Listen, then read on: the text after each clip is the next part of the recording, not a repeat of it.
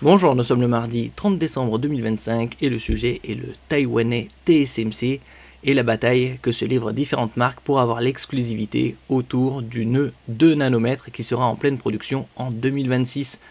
TSMC avait déjà lancé des tests cet été et il rentrera en production de masse début 2026. Apple, Qualcomm et Mediatek pourraient lancer leur nouvelle puce en même temps.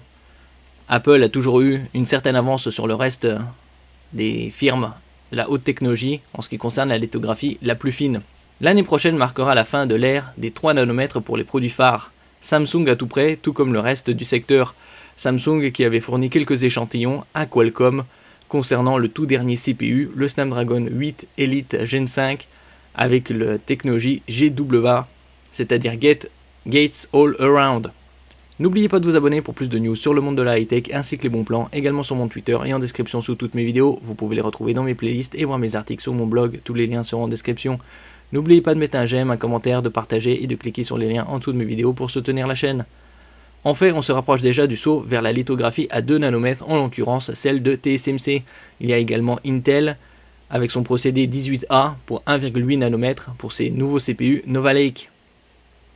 Donc on se rapproche du nanomètre symbolique qui sera probablement en production en 2027 voire 2028.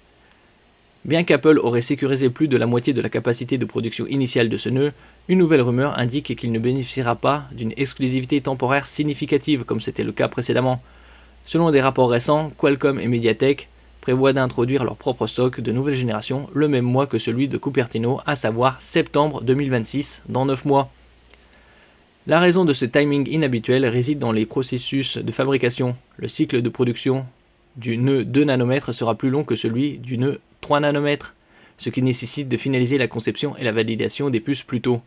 Cela entraînerait, même si Apple maintenait son planning habituel pour le lancement de l'iPhone 18, ses concurrents préparent leurs produits à être dévoilés simultanément, au lieu d'attendre à la fin de l'année, comme c'est habituellement le cas. Égalité des conditions dans le haut de gamme. Si ce scénario se réalise, le marché connaîtra une concurrence féroce sans précédent. Apple devrait introduire les puces A20 et A20 Pro, tandis que Qualcomm répondrait avec 2 variantes, le Snapdragon 8 Elite Gen 6 et une version Pro. De son côté, Mediatek miserait sur un seul modèle puissant, le Dimensity 9600.